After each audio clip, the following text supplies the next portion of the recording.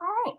Well, I think I might start off a little. I feel like most people who are watching are should know who I am, but just in case they don't, they need the reminder. My name is Rebecca Caveness. I'm the executive director of the Winterville Chamber of Commerce. So we're I think we're doing this a little informal style. It's definitely my preferred method. Let's just get comfortable with each other. Of course, we have Glenda White. She is our chamber president here to assist us.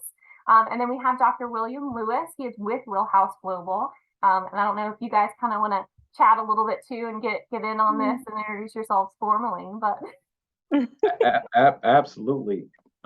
Linda, I would defer to you, and then I'll go last if you don't mind. Okay. Glenda White, of course, president in the Winterville Chamber. Married, kids, dog, snake, everything. Oh, yeah. She said snake. That messed me up. That was a curveball. I appreciate that. That was a good surprise. Yeah, absolutely. Tell me more about the snake. I'm curious about that, Glenda. What type of snake is it? Well, it's actually a corn snake. I lost a bet with my son. Yes, with my son and my husband. The snake is probably, let's see, 9 or 10 years old. Oh. Okay. Yes. So during that time, my son's his grades was not good at while he was in middle school, and ELG was coming up, and I said, well, you know what? If you get all fours, you can get a snake. Wow. And I said, if you get all A's at the end of the year, you can get that snake. Yeah. So of course I lost the bet because the snake is here. We had to wait until the snake was born. Yeah. Yes, and it was blown here, and it looked like a little worm. But now it's longer. It's around 7, 8 feet now. Yes. So I lost a bet. Yeah. Wow. That is Rebecca, you didn't know I had a snake, right? Not know that. That is new information. Wow. I love it. And now I want to know though, like, how long do they live? I didn't. Actually, well, his name is Tang. He's orange and white with orange eyes. So he's very rare. Usually for that type of snake, he only supposed to live at least 10 years. So he's actually older than that because Brandon is 22 and Tang is actually 12 years old. Wow. So he's 10 years. Yeah. Yeah. The lifespan for that type of snake is 10 years. So he's 12. Wow. That's fantastic. Yeah.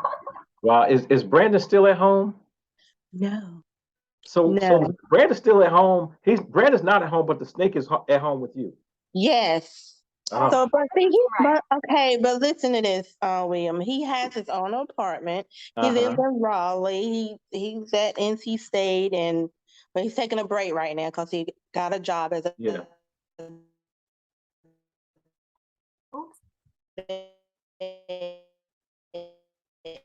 Zoom problems. Yeah, no problem. Ben, I think you got frozen on us. It's bound to happen. You can't have a Zoom meeting and it not happen. All right. And she is totally unaware that that's what's happening, and that's the thing about Zoom. If you all are watching this, you all look, we having a good time. Actually left the snake here. I was like, well, wait a minute, you have your own apartment. Hey, Glenda, I'm gonna stop you just for 1 second. We lost her. She's gonna come back. She will come back. And so this is what happens on Zoom. So everybody that's watching this, you know what happens on Zoom. And so while she's logging back in, where she comes, she's coming back in now.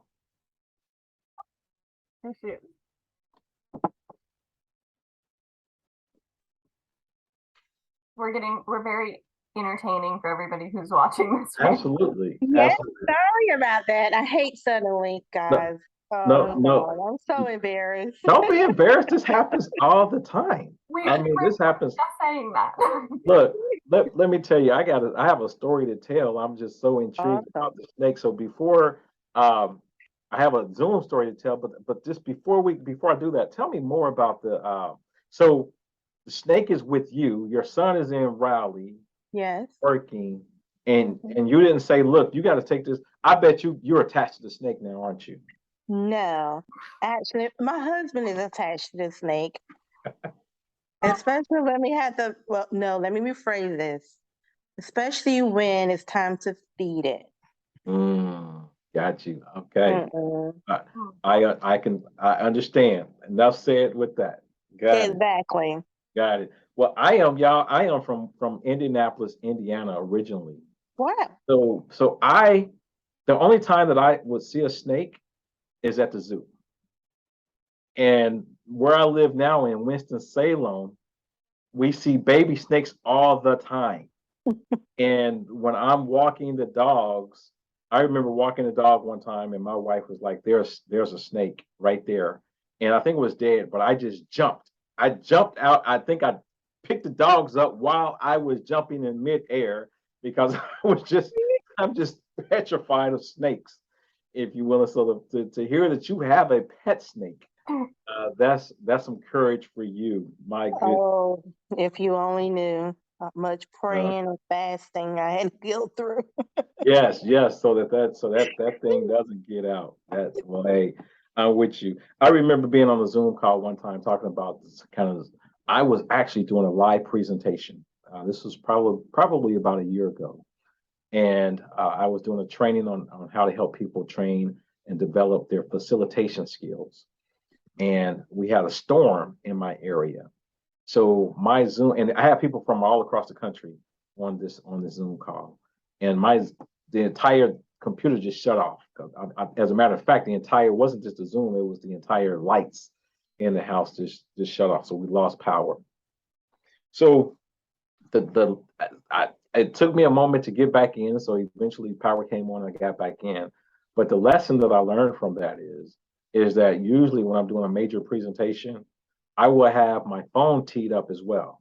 And so if I lose power on my computer at home, then I can go ahead and lock in on the phone.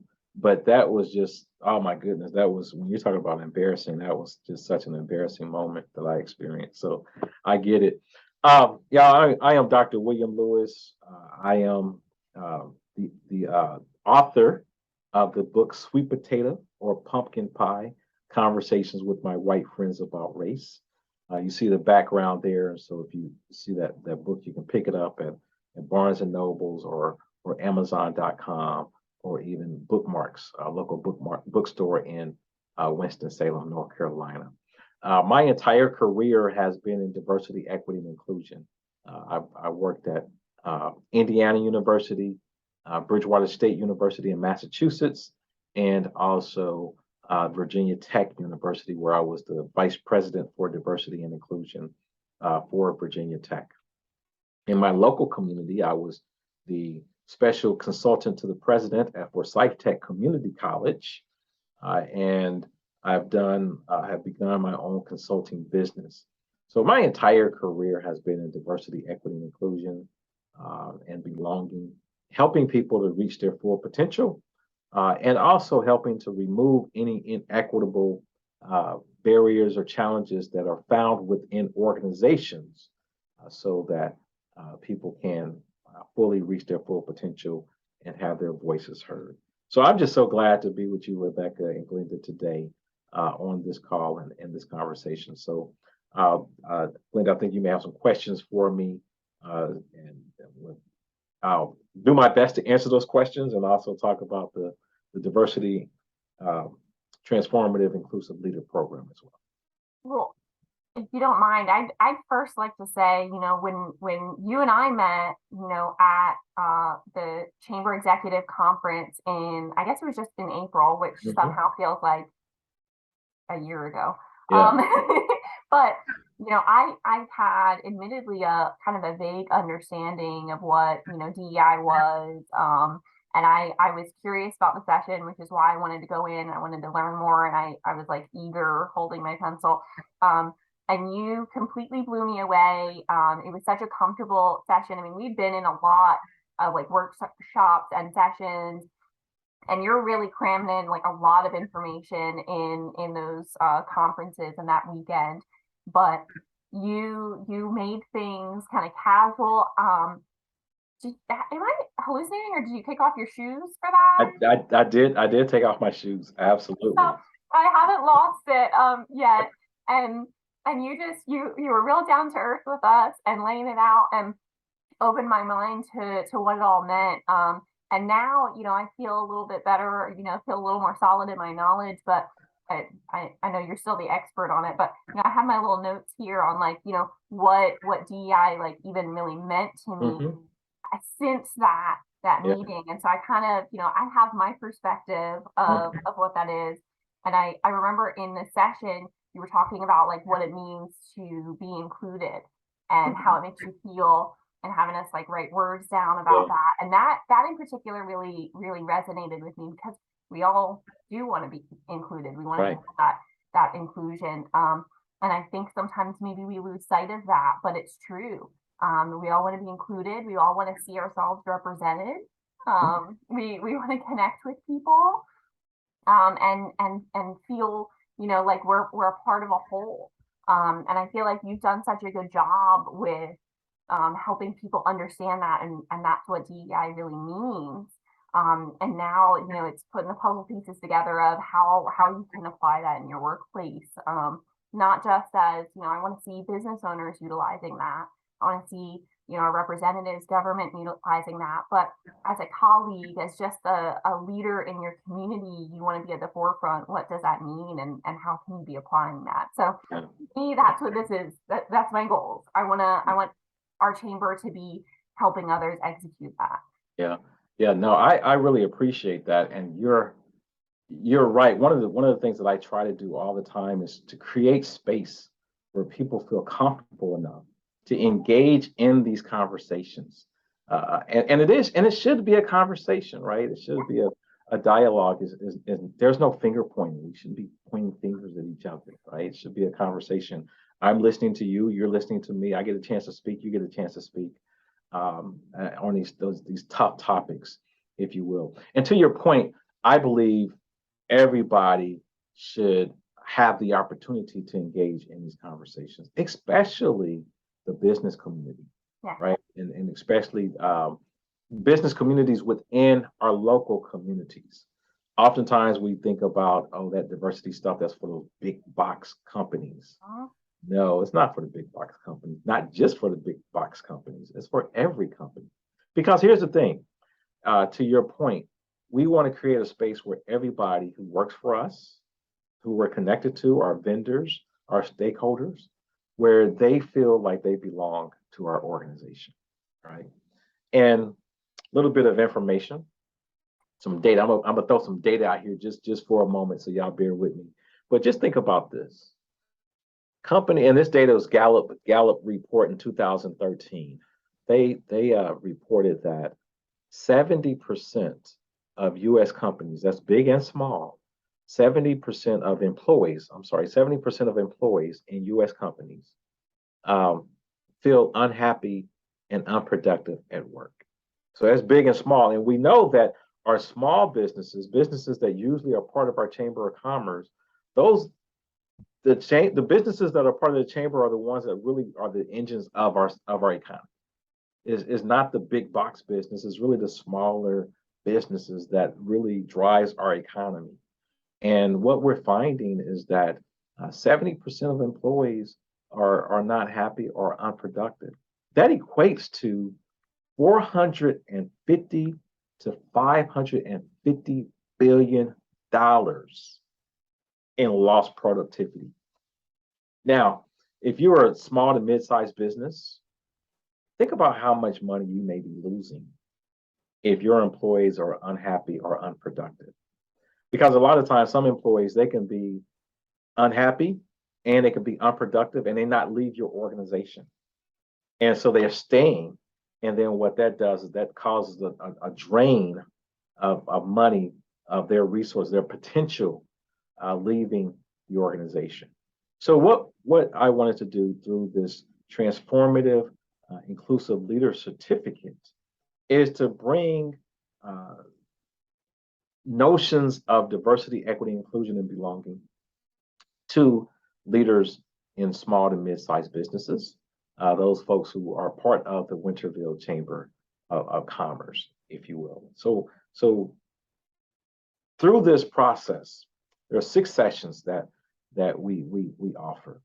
Session 1 talks about the language of belonging, right?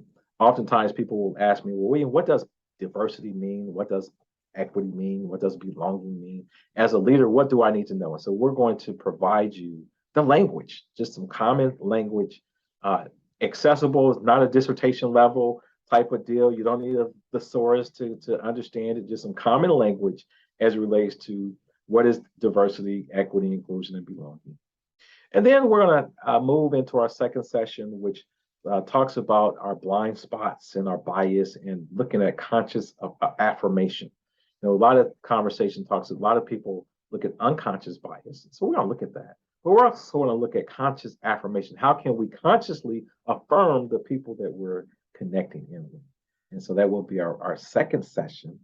Our third session, we're going to touch on a topic that we usually, as DEI experts and DEI workshops usually do not touch on, but we're beginning to look at it more and more now as organizations begin to develop and evolve. But we're going to look at examining disability inclusion, different abilities. So we're going to look at not only physical abilities, but also those cognitive disabilities as well.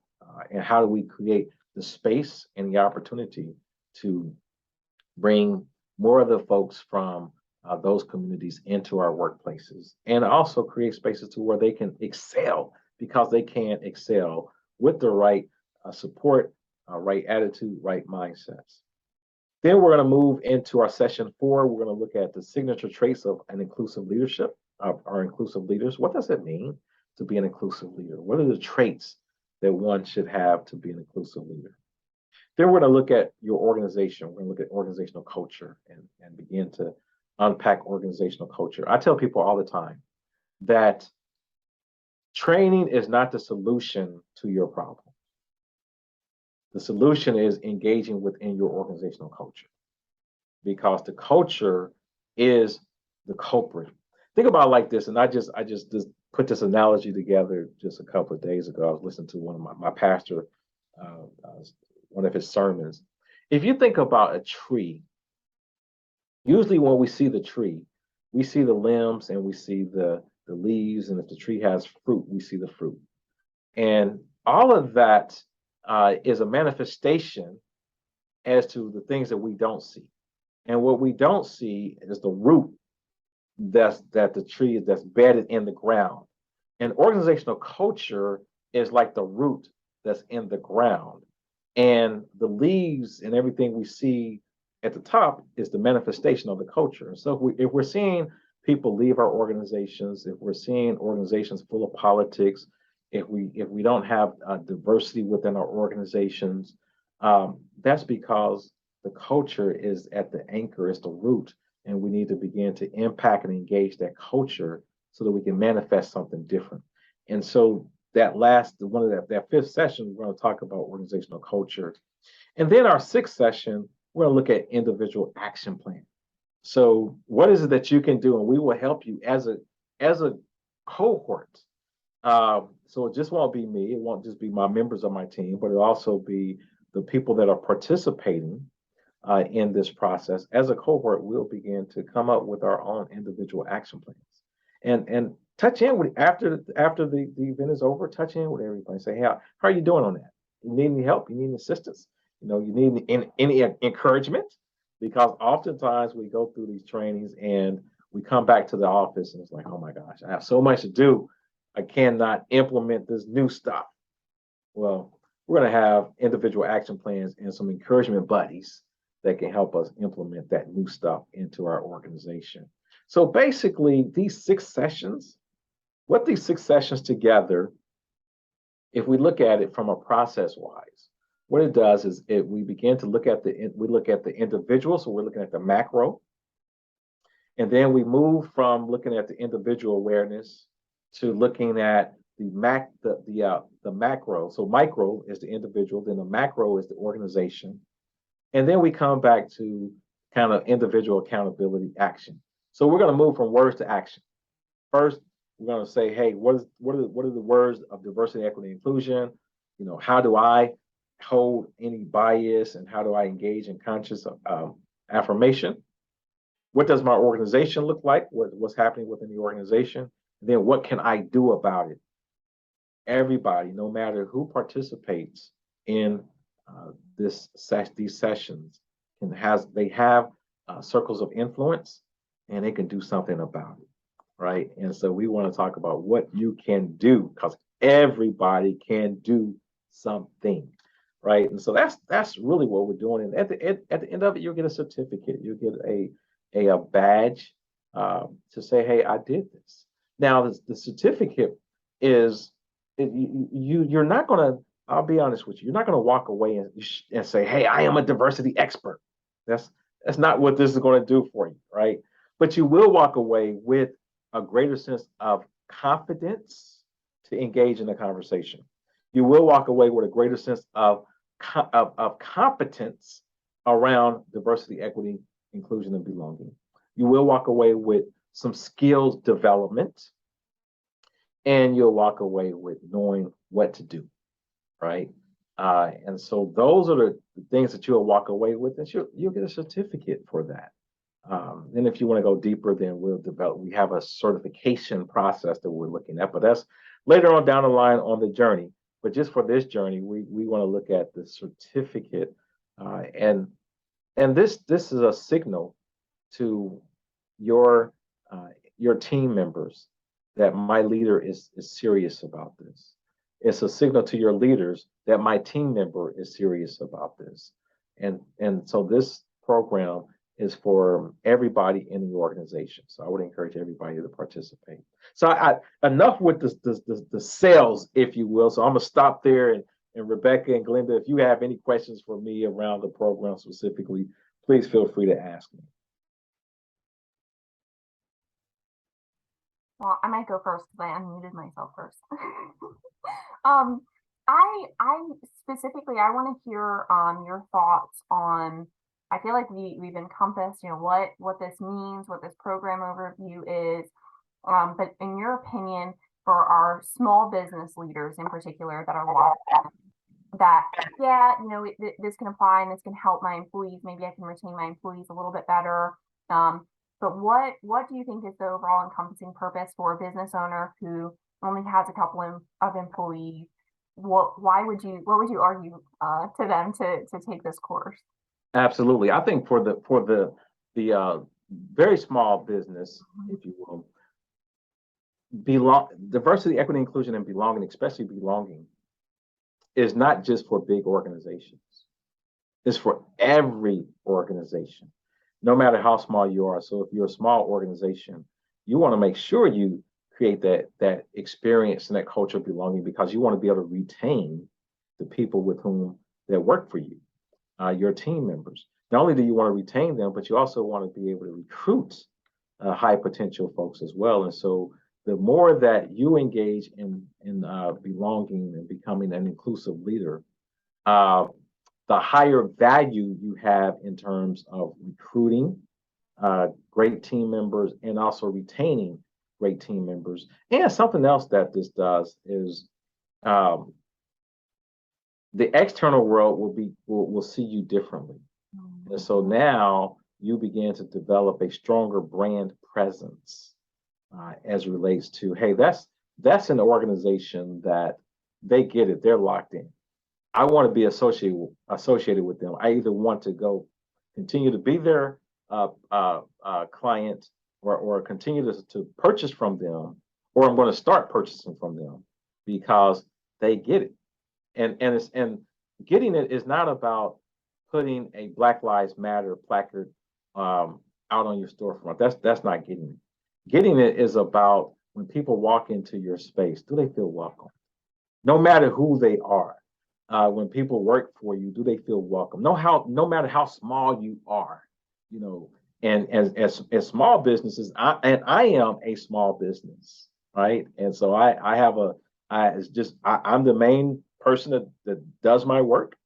I have a couple of people that support me, and I have one or two consultants, so I would be considered a small business. What that means is I have to go above and beyond to make sure that I'm giving my customers a raving fan experience. So anything that I can do that will give me an edge, I'm going to do it. And so belonging gives you a value proposition edge. That was fantastic. I'm sold right now. I've been sitting here and I've been, like thinking about this and like all the applications for, the skills that you're learning in this program. And I actually have this suspicion that it will help you like in networking type situations to build the skills to better connect with people, to connect with them on deeper levels, connect with different kinds of people that maybe before you really didn't quite have those skills to achieve. And I'm really curious to see that. I wanna witness that myself. I want to experience that myself. Absolutely. That's a great point. I think again, the skills, okay, when we're talking about creating a circumstance of belonging, right? That means that I, as an individual, have to be open. I have to be transparent, right? I have to walk in a sense of authenticity as to who I am.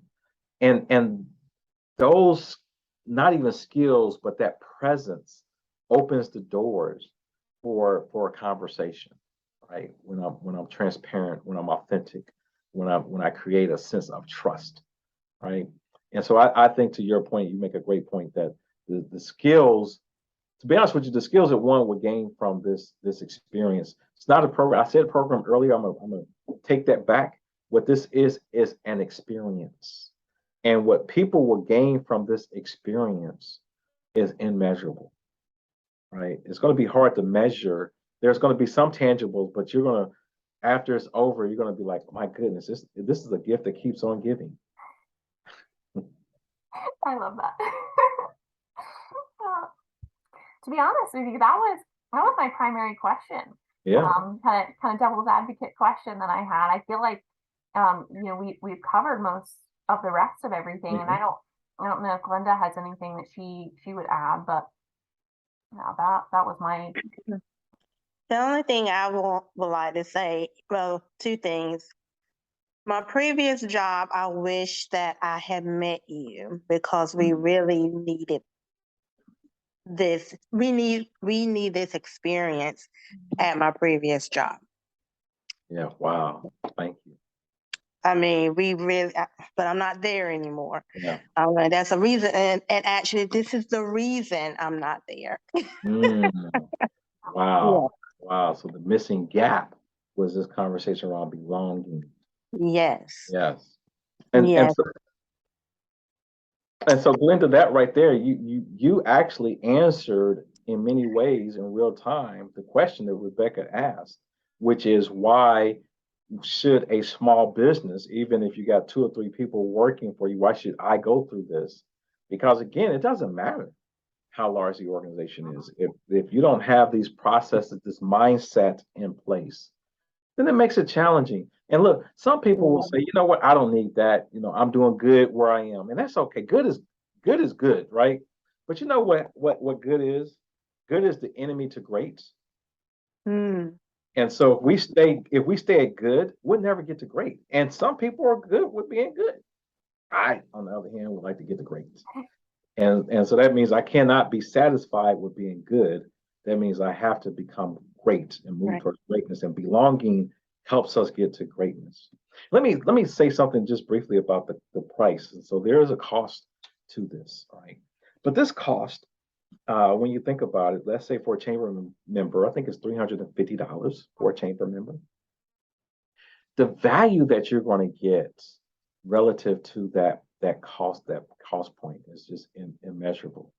You're going to have myself and 2 other skilled facilitators engage with you. You're going to learn lessons, and you're going to have resources that you could take away and apply day one. This is not. This won't be this won't be some theoretical stuff that we're just thinking about. Everything that we share with you will have a day one application to it. And so when you're thinking about the cost to participate, the value that you get with the content and the level of the level and degree of the speakers, and also engaging with your colleagues across different industries will be immeasurable. I have to say you're a very moving speaker. I don't know how often you hear that. But you just I don't know. You speak in a way that makes people want to pay attention. Well, thank you. I am humbled by that. And that again, I don't want to be good. I want to be great. And so I'm trying to hone my skills every time I get a chance to speak. I'm honing my skills and honing my message. So thank you so much for that. And that's something else that, and again, I apologize. I know we're trying to get off the air, but just something else. As we go through this experience, I invite people to watch me as a presenter and come up with some takeaways. Look at the things that I did that you didn't like, that you're like, nope, I wouldn't do that. Look at the things you're like, hey, that was great, I would do that. And use me and my colleagues who will be presenting, use us as observation tools and say, okay, you know what, I want to learn more. Because again, networking is all about the connection and the engagement and the presence. And I bet you, if you all asked me, you would, if I told you, I'm going to tell you, I bet you wouldn't guess that I am actually an introvert. I am not an extrovert. I am an introvert. I like to go home, be by myself. I'm not a recluse, but I enjoy just my time, right? I enjoy just kind of, and it takes a lot of energy. Even right now, it's taking a lot of my energy to engage in this conversation. So when I get off and go home, I am going to be drained, right? And the thing about it is I got to have some reserve because I have 3 grandchildren at home. I have a 9-month-old, a 2-year-old, and a 4-year-old that I have to reserve some energy for. That's right? A lot of energy. That is a lot of energy. So I actually read something recently that changed my perspective on the introvert extrovert thing. Yeah. And it was that an introvert is just the type of person that recharges by being home, by kind of, being in your cozy environment, while an extrovert recharges by being with others and being. So my perspective before hadn't quite been like that. And when you phrase it like that, an introvert can, thrive in an environment that there's lots of people around, and you can be confident and comfortable in front of a crowd, but that doesn't make you an extrovert just because. Yeah. I like that, and that's some new learning for me because it's very appropriate in terms of my thinking that I do recharge when I go home. And you're right. I've seen people when they're in a crowd, they're just like it's like that just revs them up, and for me, it drains me. Yeah. And then I have to go home to get the recharge. Yeah, I love being around people, but I have to recharge at home. And sometimes if I stretch myself too thin with all the things I have to do, I have to recharge for longer. And I have to become a little bit of a recluse for a minute to really get back to where I'm going. Absolutely. Linda, how about you? Are you an introvert or extrovert? Both. She's at both. It depends on what. Yes, my environment. I'm both. Got you. Understood. Well, awesome. All right. Well, I feel like we've answered the questions. We've gone over things. I don't know if you feel like there's anything we're missing before we come to a close. No, I would just make this the ask for those that are listening. Me and my team, we're ready to engage with you. We're ready to learn from you. Just as much as we're going to share with you, we want to learn from you. So I hope that you take us up on the request and join us. This is six sessions, 6 powerful sessions that we will engage, and we're going to do this over a course of 3 weeks, 2 sessions per week. We have some dates already lined up. October, forget the exact date in October, but October through November. Let me see if I can get that exact date. But essentially, we want to see you. We want to be with you. We want to engage with you. We're going to start October 18th, and we will end November 4th. And so we will end right a couple of weeks before the holiday. And so you will have you will be skilled, and you will have some more confidence as you engage with those holiday celebrations and those holiday dinners. You could begin to engage in diversity, equity, inclusion, more confidence as you go into the holiday time. I love that. That's all I have. Awesome. All right, I appreciate that very much. And you know, for those that are watching this, you know, should very much know how to get in touch with me and you know, where to go with questions. And if there's something that I can't answer, I'm going to be referring them to you. But I'm also going to be putting the program link along with this, so they can read more about what's on your site about this, where the cost is, and how to sign up. So that will be posted as soon as I post this video. Absolutely. I'm looking forward to it. I really appreciate you guys coming on with me on this. I think this has been a very good conversation, very good informal meeting. Thank you. I appreciate it as well. So thank you so much. All right.